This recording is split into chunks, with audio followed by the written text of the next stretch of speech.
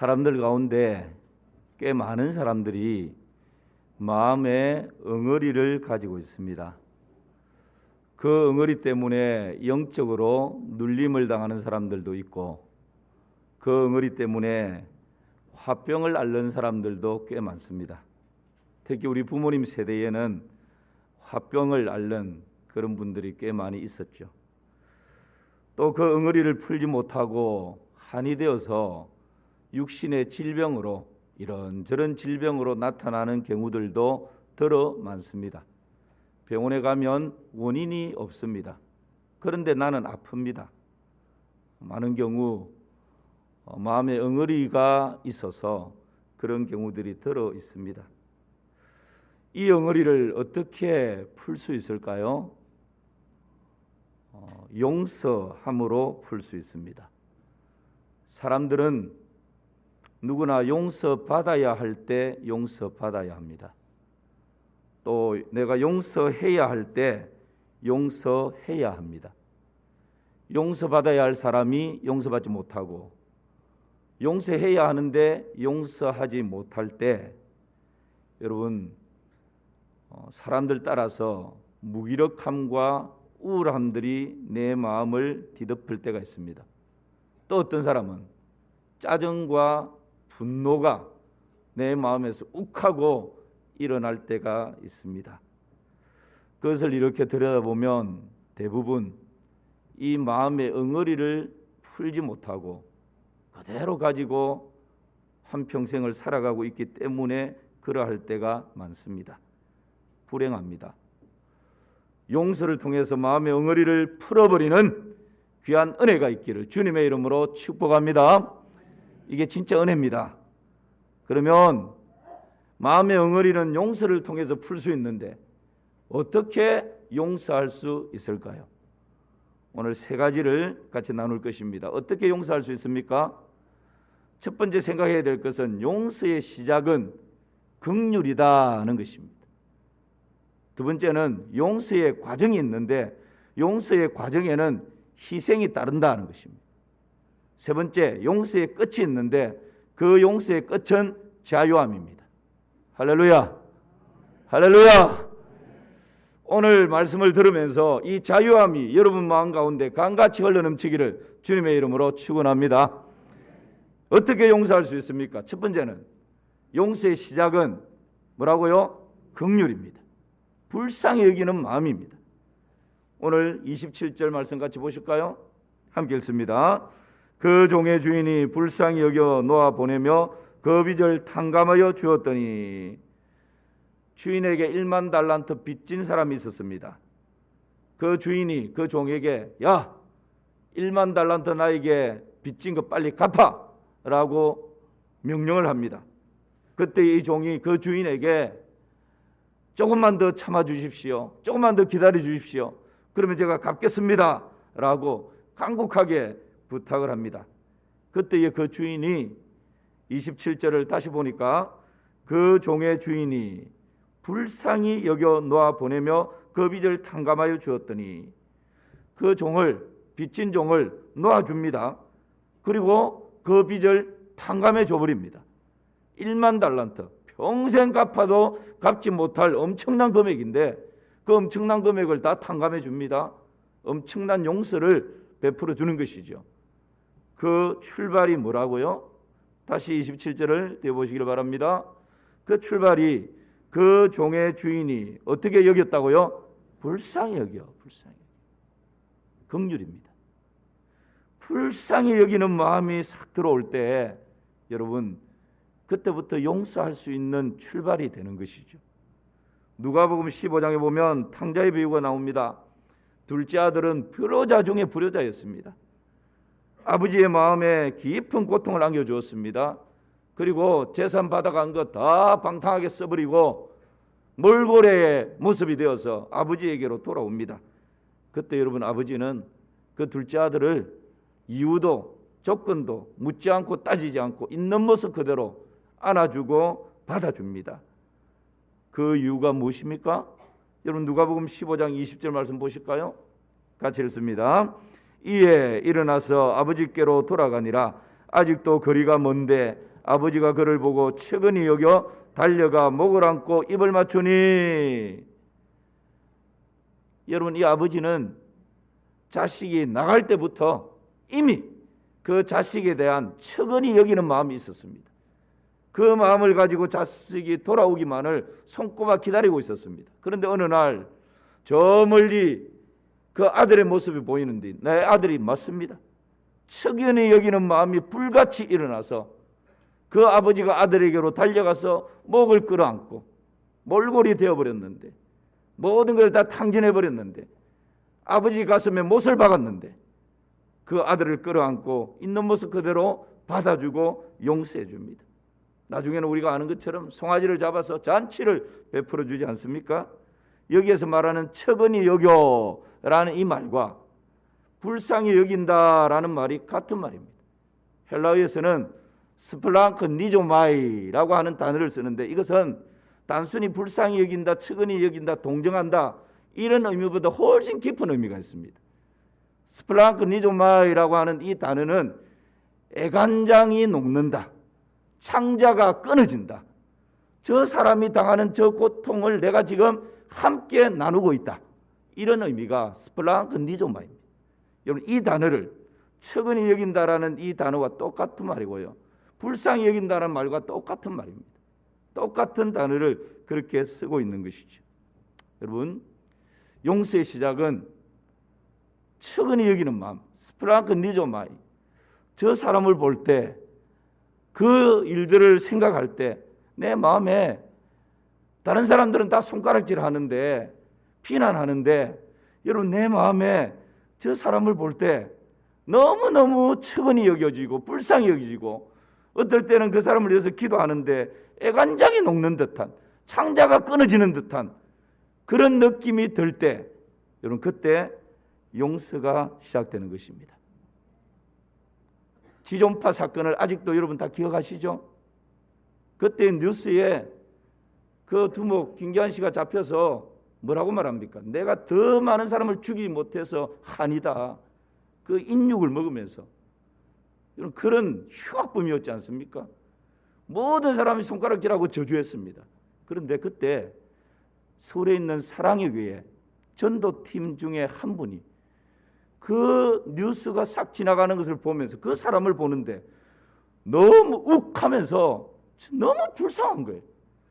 모든 사람들이 저는 저 사람은 인간도 아니다, 짐승보다 못하다 라고 생각하는데, 그 사람 속에 그 직접 본 것도 아니고 뉴스가 이렇게 지나가는데 너무너무 불쌍하더랍니다. 정말 이 애간장이 녹는 듯한 그런 마음이 생겨서 여러분 계속 교도소에 찾아가지 않습니까? 만나주지 않는데요. 그런데도 오늘 또 가고 내일 또 가고 영치금을 넣고 거부하는데도 결국 어떻게 됐습니까? 전도를 받아서 예수님 믿고 구원받았습니다. 그리고 마지막에 이슬로 사라지면서 내 머리끝부터 발끝까지 쓸만한 장기들 필요한 사람들에게 다 주라고. 내가 조금만 일찍 예수님을 만났다면 내 인생이 이렇게 되지는 않았을 텐데, 그렇게 여러분 후회하면서 그렇게 마지막을 맞이하지 않습니까? 여러분, 이 측은히 여기는 마음, 불쌍히 여기는 마음, 애간장이 녹는 듯한 이 마음이 여러분 모든 용서의 시작이 되는 것이고요, 그것을 통해서 놀라운 열매가 맺혀지는 것입니다. 예수님께서 1만 달란트 탕감받은 종이 그렇게 탕감을 받고 나서 보이는 행동이 어떤 행동입니까? 100데나리온 빚진 친구의 빚을 탕감해 주지 않는 거예요. 오히려 자기에게 100데나리온 얼마 되지 않는 그 친구를 옥에 가두어 버립니다. 여러분 그때 예수님께서 뭐라고 말씀하시는지 아십니까? 33절 말씀 우리 같이 읽어볼까요? 시작. 내가 너를 불쌍히 여김과 같이 너도 내 동료를 불쌍히 여김이 마땅하지 아니하냐 하고. 여러분 가만히 한번 생각해 보십시오. 만약에 우리가 이 주인 같으면, 제가 이 주인 같았으면 그 종을 불러다가, 야, 내가 너에게 100억을 탕감해 주었는데 너는 내 친구에게 10만 원 빌려준 거 그거 탕감하지 못하고 좀 기다려달라 그러는데 인정머리도 없이 그 기다려주지도 못하고 그 사람을 그냥 옥에 가두어 버려. 이 못된 놈아. 아마 막 그렇게 화를 낼 것 같아요. 그런데 여러분, 예수님은 탕감해 주지 않은 것에 대해서 아무 말씀 안 합니다. 다시 33절을 한번 자세히 보십시오. 내가 너를 불쌍히 여김과 같이 너도 내 동료를 불쌍히 여김이 마땅하지 아니하냐. 예수님은 네 마음에 불쌍히 여기는 마음이 없구나. 내가 너에게 1만 달란트 탕감해 준 것 금액이 문제가 아니고 너를 볼 때 너무나 측은하고 불쌍히 여기는 애간장이 녹는 그 마음 때문에 시작된 건데 너는 겨우 100데나리온 빚진 그 너의 친구를 좀 불쌍히 여기는, 긍휼히 여기는 그 마음이 없구나. 긍휼히 여기는 마음 없는 것 때문에 예수님이 책망하고 있는 것입니다. 여러분, 어떻게 하면 우리가 불쌍히 여기는 마음, 긍휼히 여기는 마음, 스플랑크 니조마 애간장이 녹는 이런 마음을 가질 수 있을까요? 내 힘으로 안 됩니다. 내 능으로 안 됩니다. 내 실력으로 안 되고 내 신앙의 어떤 연륜을 가지고 안 됩니다.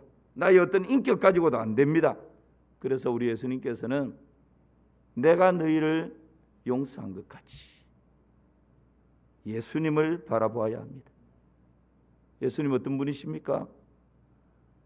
우리에게 아무 선한 것 없는데, 우리에게 내놓을 만한 것, 공로가 아무것도 없는데, 아니 죄인 되어서 허적거리고 있을 그때에, 우리가 아직 죄인 되었을 때에 그리스도께서 우리를 위하여 죽으심으로 하나님께서 우리에 대한 자기의 사랑을 확정해 주셨습니다.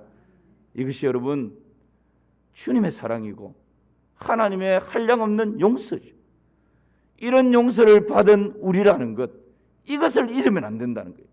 이것을 기억할 때 나에게 좀 손해를 끼치고 나의 자존심을 상하게 하고 때로는 내 인생에 걸림돌로 작용하는 그런 일들, 그런 사람을 만날 때 여러분 긍휼의 마음을 품을 수 있는 것입니다. 예수님을 믿고 하나님 자녀가 되었을 때 여러분 우리는 예수님의 보혈로 죄의 용서함을 받습니다. 하나님께서 우리를 하나님의 자녀로 받아주셨습니다. 그때에 우리에게는 하나님의 성품이 흘러 들어오는 것입니다. 하나님 자녀가 될 때 하나님의 흘러 들어오는 성품이 뭡니까? 그 성품이 바로 용서의 성품입니다.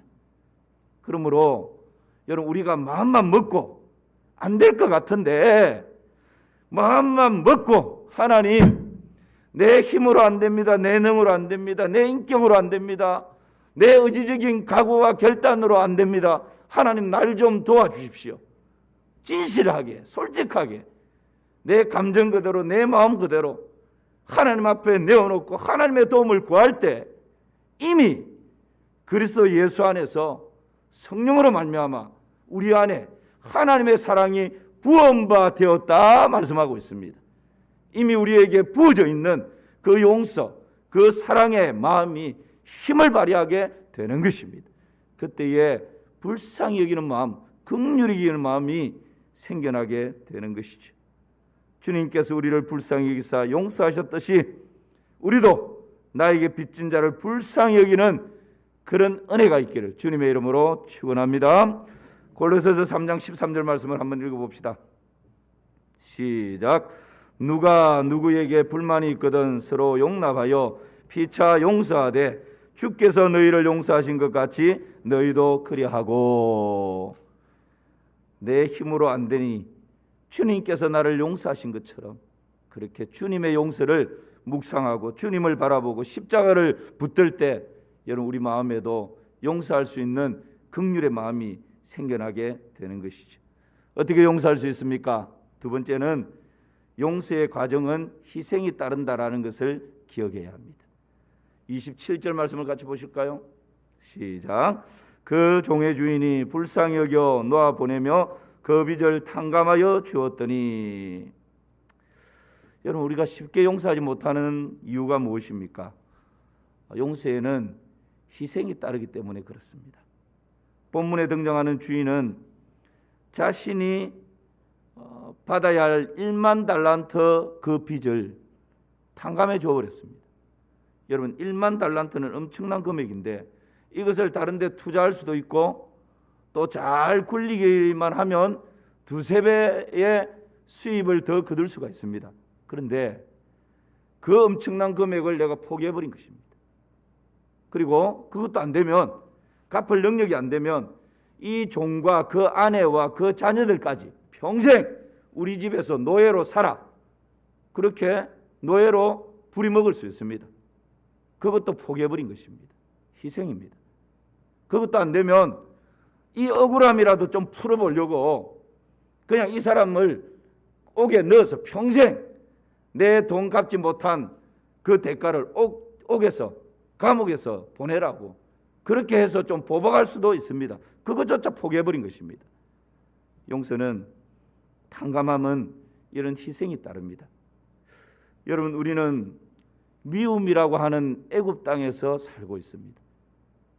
미움이라고 하는 애굽 땅에서 살기를 어쩌면 즐겨하고 있습니다. 그런데 하나님께서는 가나안이라고 하는 용서의 땅으로 가라 말씀하십니다. 그런데 이 애굽에서 용서의 땅 가나안으로 가기 싫어하는 이유가 뭘까요? 희생이 따르니까. 애굽에서 가나안으로 가려고 하니 홍해를 건너야 합니다. 광야를 지나야 합니다. 메마른 사막을 지나야 합니다. 때로는 물 없는 반석 앞에 서서 목이 말라 허걱거려야 합니다. 요단강을 지나야 합니다. 이런 대가를 지나야 가나안이라고 하는 용서의 땅에 발을 디뎌 놓을 수 있기 때문에 이런 사람들이 그냥 애굽에서 미움과 시기와 질투와 정오와 정죄와 판단을 그냥 부둥켜 안고, 마음의 엉어리를 부둥켜 안고 애굽에서 나오는 그 얄팍한 것으로 우리의 말초신경을 즐기면서 잊어버리려고 애쓰면서 그냥 그렇게 엉어리를 풀지 못하고 애굽에서 살아가고 있는 것입니다. 그러나 하나님께서는 아니라고, 그 애굽을 과감하게 박차고 일어나서 비록 홍해를 지나고 광야를 지나고 요단강을 지나야 하는 희생의 대가 지불이 필요하지만 자유함이 있는 그 가나안 땅, 용서의 땅으로 들어가라고 우리에게 말씀하고 있는 것입니다. 오늘 혹 이 말씀을 들으면서 내가 지금 애굽에 있구나, 하나님 가나안으로 들어가라 하시는구나, 뭔가 그런 마음이 밀려오는 분들이 있다면 오늘 애굽에서 박차고 일어나서 가나안 땅을 향해서 출발하는 그런 은혜가 있기를 주님의 이름으로 축원합니다. 이것이 여러분 놀라운 은혜요 자유함인 것이죠. 마태복음 18장 15절 말씀 한번 보십시오. 우리 같이 한번 읽어봅시다. 시작. 내 형제가 죄를 범하거든 가서 너와 그 사람과만 상대하여 권고하라. 만일 들으면 네가 내 형제를 얻은 것이요. 그대로 조금 띄워놔 주십시오. 여러분 잘 보십시오. 내 형제가 네게, 이 네게라고 하는 이것이 빠졌습니다. 원어에는 내 형제가 너에게 죄를 범하거든 가서 너와 그 사람과만 상대하여 권고하라. 여러분, 세상 논리는요, 죄를 짓고 손해를 끼친 가해자가 피해자에게 가서 사과하고 용서를 구하고 보상하고 제발 좀 합의 좀 해달라고 그렇게 이런 부탁합니다. 이게 세상 논리예요. 그런데 오늘 본문을 다시 한번 보십시오. 내 형제가 너희에게 죄를 범하거든 가서 누가 갑니까? 피해자가. 아니, 저 사람이 나한테 죄를 범했는데, 저 사람이 나한테 잘못했는데, 저 사람이 나한테 와서 사과를 하든 용서를 빌든 뭐 손이 발이 되도록 뭘 어떻게 하든 그렇게 해도 내가 지금 용서해 줄까 말까. 그런데 여러분, 성경에서는 네가 가라는 거예요. 피해자가 가해자에게 가서. 참 이것 때문에 이제 우리가 힘든 것입니다. 누명을 쓴 것도 억울해 죽겠는데 내 자존심 짓밟힌 것만 생각해도 자다가도 벌떡벌떡 일어나는데 나에게 안겨준 그 고통을 생각하면 지금도 분노가 폭발하고 이 마음에서 그냥 엉어리가 꿈틀꿈틀 거리고 있는데, 어떻게 그 사람이 와서 사과를 하고 용서를 하고 싹싹 빌어도 될까 말까인데 어떻게 피해 입은 나한테 가라고 하시는지. 근데 성경이 그렇게 말씀하고 있어. 왜 그럴까요? 하나님께서 아담과 하와를 하나님의 형상을 따라 창조하십니다. 그리고 에덴 동산에 두시면서 하나님께서 모든 통치와 다스림의 위임권을 이 아담과 하와에게 부여하십니다. 하나님이 얼마나 사랑하셨던지, 얼마나 신뢰했던지 그렇게 다 다스리도록. 그런데 여러분, 에덴 동산에서 무슨 일이 일어납니까? 이 아담과 하와가 자신을 그렇게 믿고 사랑하고 모든 것을 맡겼는데 하나님을 거역하고 하나님을 떠나버립니다. 하나님의 약속의 말씀을 짓밟아 버립니다. 여러분, 하나님께 지금 이 죄를 범한 것은 하나님께 엄청난 손해를 가한 것입니다. 손실을 가한 것입니다. 하나님의 이름과 하나님의 영광에 먹칠을 해버린 거죠. 여러분, 이 에덴 동산에서의 죄로 말미암아서 최고의 피해자가 누굽니까? 하나님이에요. 하나님. 그렇게 사랑하고 그렇게 믿고 맡겼는데 보기 좋게 배신당해버리고, 여러분, 그 뒤 어떤 일들이 일어납니까? 아담이 죄를 깨닫고 하나님께 싹싹 빌면서 금식을 하면서 용서해달라고 잘못했다고 그렇게 해도 하나님께서 지금 용서해 주실까 말까 할 텐데 아담이 숨어버립니다. 하나님 피해버립니다. 가해자는 숨어버리고 피해버리고 최고의 피해자이신 하나님께서 여러분 에덴 동산으로 찾아오지 않습니까? 아담아, 네가 어디 있느냐? 상류라, 네가 어디 있느냐? 이것이 여러분 하나님의 은혜죠. 이 원리를 우리가 생각하지 못하면, 이 은혜를 우리가 깊이 경험하지 못하면 끊임없이 세상 논리를 가지고 따지고 찌지고 뽑고 하는 것입니다. 우리는 하나님 중심, 성경 중심, 교회 중심이지 않습니까? 말만 그런 것이 아니라 우리의 삶을 통해서 정말 내가 하나님 중심의 삶, 말씀 중심의 삶을 살아가고 있는가 하는 것입니다. 가장 큰 피해자이신 하나님이 에덴 동산으로 찾아오셨어. 그 수치를 가려보겠다고 자신의 노력으로 무화과 잎을 가려놓은 그거 벗겨버리고 하나님께서 가죽옷을 지어 입혀주시지 않습니까? 그리고 창세기 3장 15절에 거기에서 원시 복음을 말씀해 주시고 마침내는 하나님께서 사람의 몸을 입고 종의 형체로 이 땅 가운데 찾아오셨습니다. 그리고 우리의 모든 허물과 죄악을 그분의 보혈로 다 덮어주셨습니다. 용서해 주신 것이지.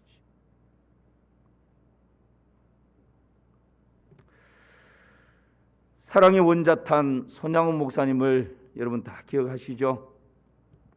사랑하는 아들 동인이 동신이를 안재선이라고 하는 분이 그때 당시에는 청년이었죠.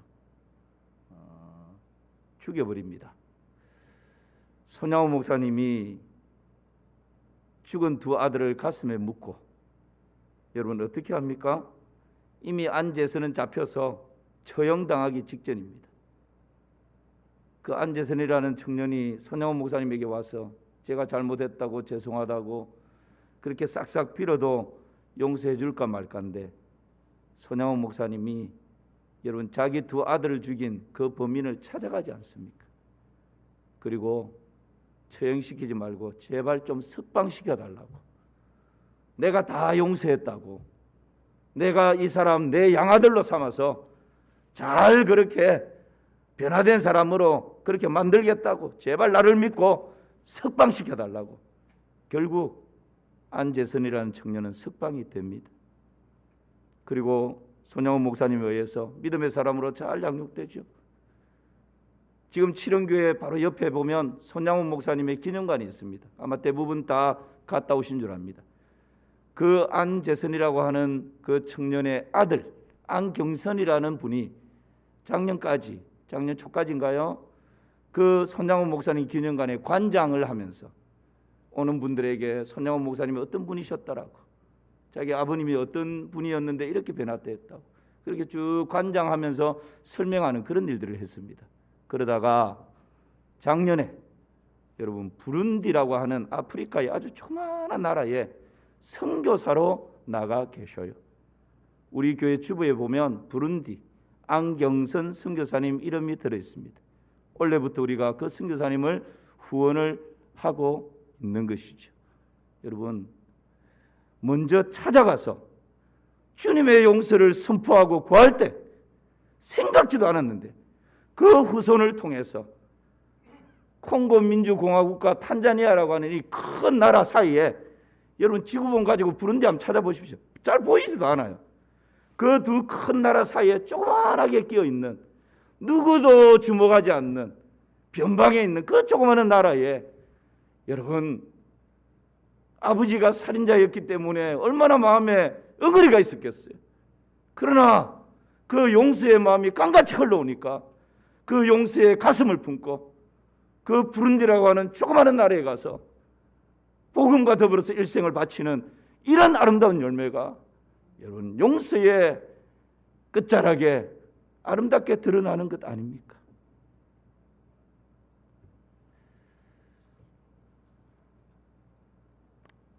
용서를 통해서 이런 놀라운 은혜가 우리의 삶의 열매로 드러날 수 있기를 주님의 이름으로 축원합니다.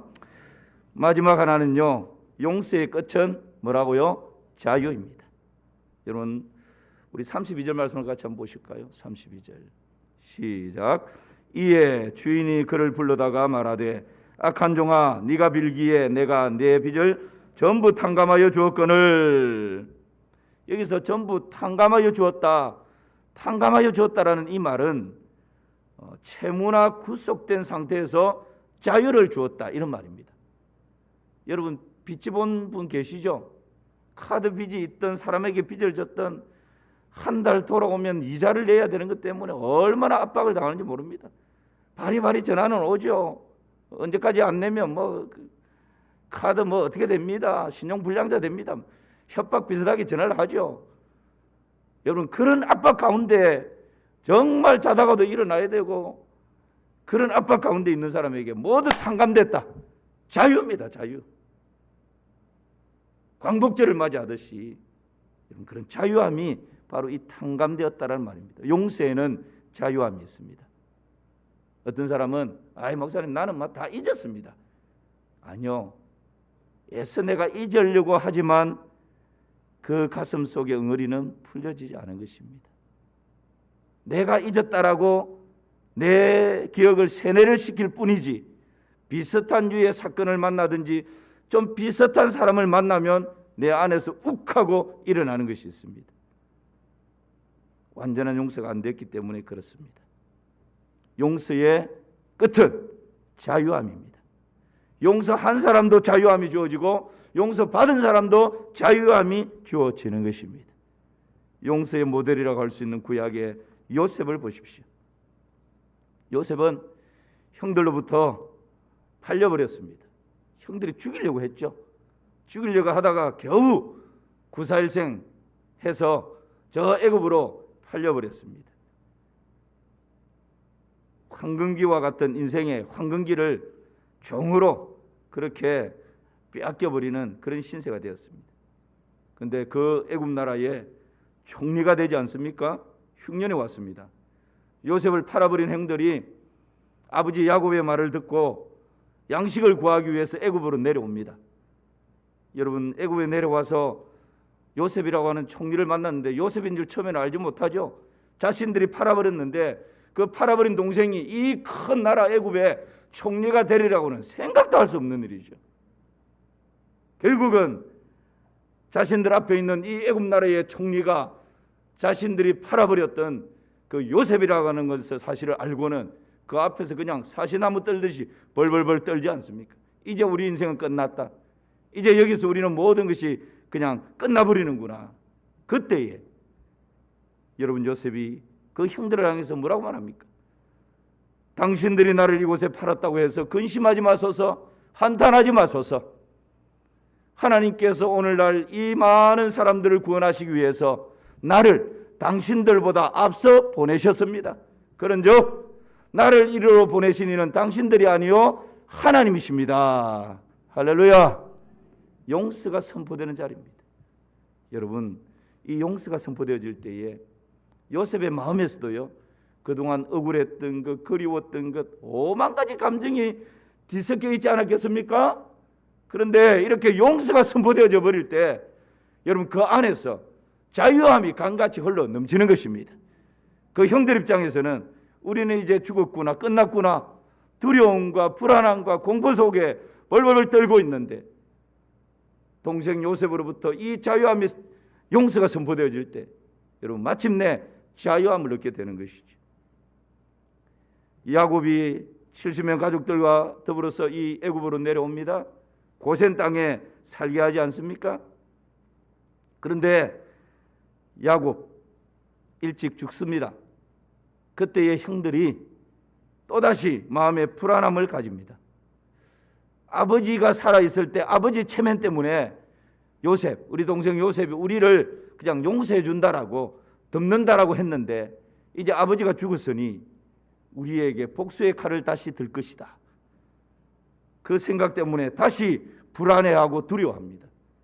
여러분 그때의 요셉이 그 형들을 향해서 또다시 이렇게 이야기를 합니다. 당신들은 나를 헤아려 하였으나 하나님은 이것을 선으로 바꾸사 오늘과 같이 만민의 생명을 구원하게 하려 하셨나니 당신들은 두려워하지 마소서. 내가 당신들과 당신들의 자녀들을 기르리이다 하고 그들을 간곡한 말로 위로하였더라. 할렐루야. 여러분 이것이 완전한 용서입니다. 괜찮습니다. 됐습니다. 용서합니다. 이걸로 끝나는 것이 아니라 요셉은 두려워하지 말라고, 근심하지 말라고, 내가 당신들과 당신들의 자녀들을 기르겠습니다. 책임지겠습니다. 그러면서 오히려 그들을 간곡한 말로 위로하였다. 그렇게 말씀합니다. 여러분 완전한 용서죠.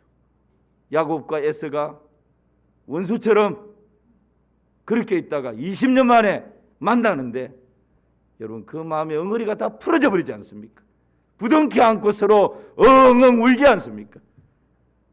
용서의 현장에 이런 자유함이 주어지는 것입니다. 용서는 하나님께서 우리에게 주신 놀라운 복입니다. 용서할 때 마음의 엉어리가 풀어집니다. 용서할 때 묶여있던 관계가 풀어집니다. 용서할 때 내 마음에 기쁨과 즐거움과 감사함이 밀려오게 되는 것입니다. 용서할 때 참 자유가 주어지는 것입니다. 그래서 용서는 하나님께서 우리에게 주신 놀라운 걸작품입니다. 용서할 때 내 안에서 천국이 임하는 것입니다. 용서할 때 우리 가정 안에 천국이 임하는 것입니다.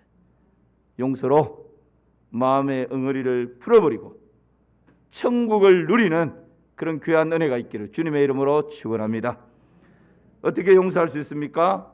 마무리합니다. 세 가지입니다. 첫 번째는 용서의 시작은 뭐라고요? 긍휼입니다. 어떻게 용서할 수 있습니까? 두 번째는요, 용서의 과정은 희생입니다. 희생이 따른다 했습니다. 어떻게 용서할 수 있습니까? 세 번째는요, 용서의 끝은 자유입니다. 용서의 끝자락에 있는 그 자유함을 바라보며 긍휼의 마음을 가지고 희생의 과정을 지나서 아름다운 용서의 열매를 맺히는 우리 마산 3.1교회 모든 성도님들 되시기를 주님의 이름으로 축원합니다.